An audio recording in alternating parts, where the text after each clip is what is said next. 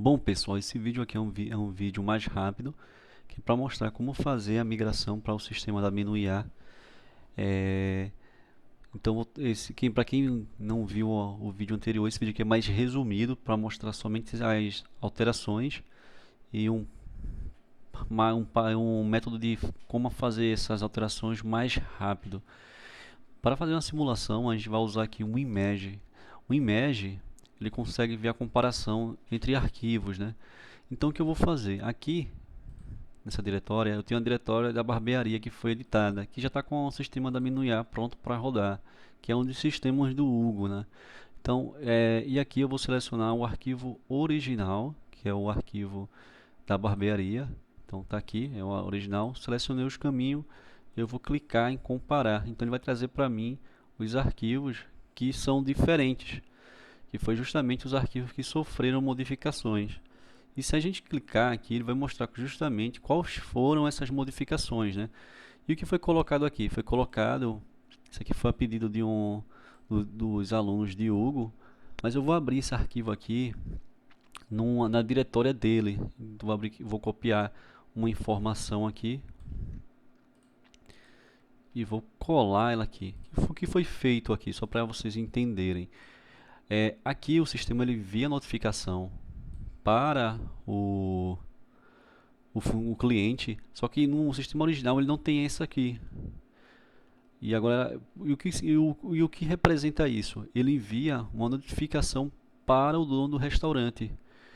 E se por acaso, vamos supor que, melhor, perdão, para o dono da barbearia, vamos supor que o dono da barbearia ele seja também um funcionário. Então, nessa condição aqui, faz a validação se o dono for barbeiro, então ele não precisa receber a mensagem também como funcionário, né? Não tem por que ele receber essa mensagem, sendo que ela já foi disparado acima. Essa aqui é a modificação da parte de agendar. Voltando para cá, a gente vai conseguir ver agora a diferença do excluir. Do excluir praticamente mudou tudo, né? As formas que ele se comunicava, mas praticamente, se vocês forem olhar, os arquivos, como eu falei, não tem praticamente nada em comum, exceto as variáveis, né? As variáveis permanecem as mesmas. Então, se você for olhar aqui, as variáveis permanecem as mesmas. Foi a única modificação que teve aqui na parte de API de excluir. Eu vou deixar esses arquivos aí na descrição para vocês estar podendo baixar e até mesmo ver as modificações. Então, vou fechar aqui a parte de excluir, vou fechar aqui a parte de agendar e vou ver agora a API de texto.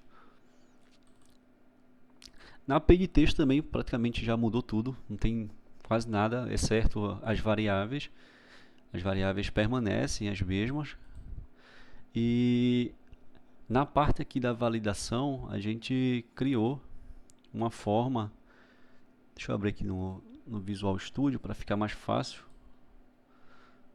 para explicar. Aqui no Visual Studio a gente consegue visualizar melhor, né? Então, se você ver aqui a parte de agendar, a gente define a variável valida como false, né? Um valor booleano. Então, se a variável for falsa, ela vai printar uma mensagem. Porque assim, como existe três números para ser disparado, se a gente não colocar essa variável aqui, ele vai ficar exibindo várias mensagens, né? Como se fosse concatenando lá no, no console. Só que não é isso que a gente quer, né? Só quer que ele apareça uma única vez. Aqui a gente recebeu a resposta, lidou ela como JSON e só fez uma comparação aqui. Se ele for uma mensagem que deu certo, vai printar que a mensagem está confirmada. Por que ela ficou assim? Lá na frente eu vou mostrar mais porque a mensagem está com I. Mas vamos prosseguir aqui. Vou fechar aqui a parte de API de texto e vou vindo para a parte de confirmação. Fazer uma comparação aqui de novo. Vou copiar aqui o caminho, porque se vocês forem ver também, não tem muita coisa em comum. Praticamente arquivos diferentes, então vou estar mostrando somente a parte aqui da, do arquivo.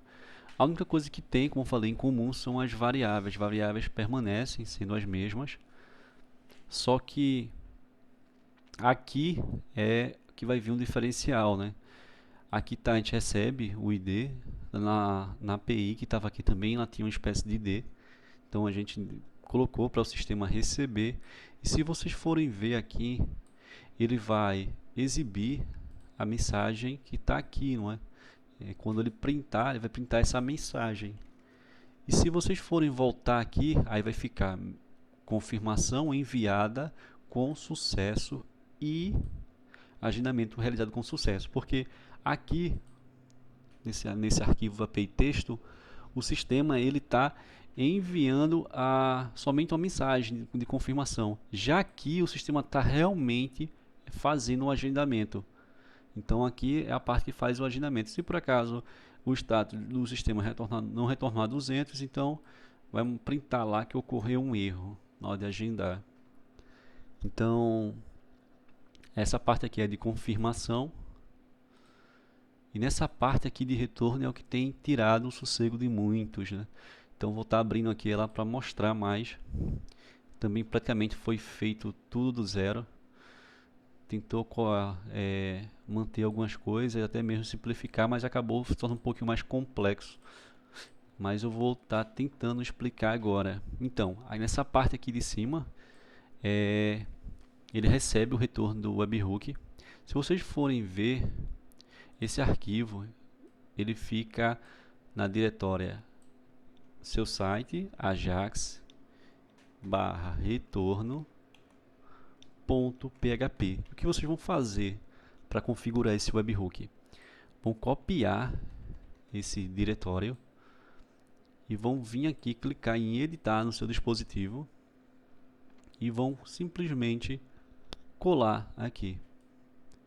Feito isso, você já definiu que quando a mensagem chegar, ele tem que enviar para aquele arquivo de retorno. E aqui na parte de gerenciamento do webhook, vão deixar essas duas opções marcadas, apenas essas duas, necessário. Então, após marcar aquelas duas opções, vamos voltar aqui novamente. Quando o sistema ele responder, ele vai verificar essa mensagem do sistema.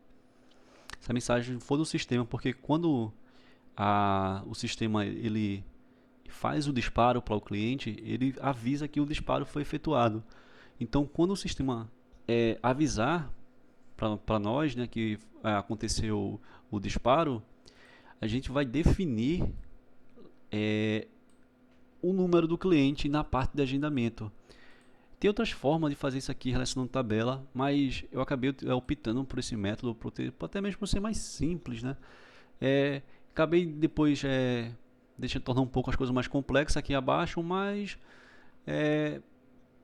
depois a gente pode lançar até mesmo mostrando aqui como é que faz essa parte aqui do relacionamento de tabela.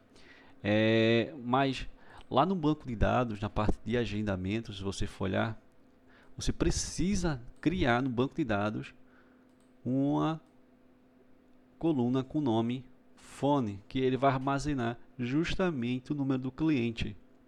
Então, lá no banco de dados, deixa eu ver se estou com o banco de dados aqui aberto, mas eu vou abrir aqui rapidão.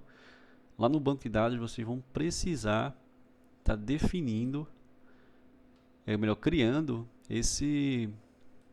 essa coluna para receber essa informação. Então, se a gente vir aqui na parte de agendamento, tá aqui a phone, mas para criar é só vir aqui em estrutura e vai estar aparecendo aqui após hash. Aí você clica em executar, seleciona aqui a phone, o tipo varchar, colocar aqui como 20 e clique em salvar. No meu caso vai dar erro porque eu já tenho ela definida aqui, né? Feito isso, está pronto essa parte aqui. O restante, nessa parte aqui, o que acontece? Aqui, quando o sistema ele responde, agora ele vai ficar a critério agora do cliente, né? Então a gente vai guardar uma resposta do cliente. Quando o cliente colocar lá uma mensagem 1, 2, ele vai capturar a informação do cliente, vai pegar o número do cliente, vai procurar o cliente lá para pegar as informações dele, aí vai obter aqui como os dados que está lá na parte de agendamento, esses dados que ele está pegando, esses dados que estão aqui nessa tabela, né? Então ele vai capturar todos esses dados aí e trazer o que é importante.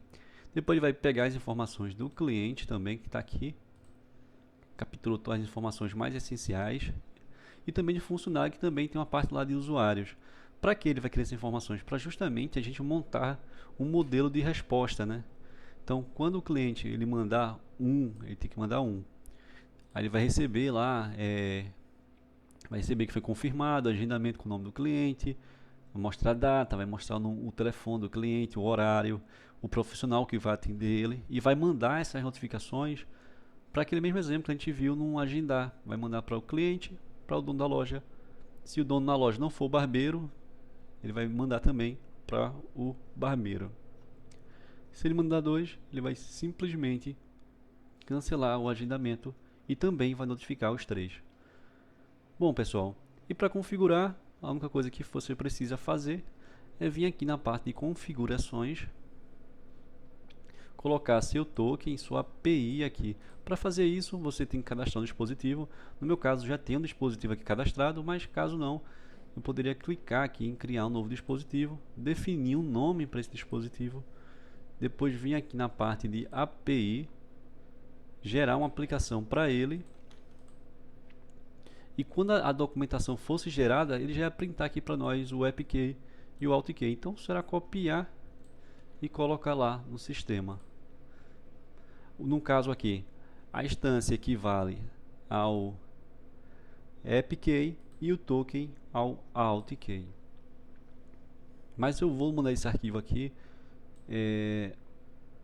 na verdade não posso, mas enfim, eu deixei esse arquivo e tal, mas essa página aqui eu até mesmo posso tentar deixar, mas eu vou escrever lá, que é para alterar esse nome dessa aba aqui.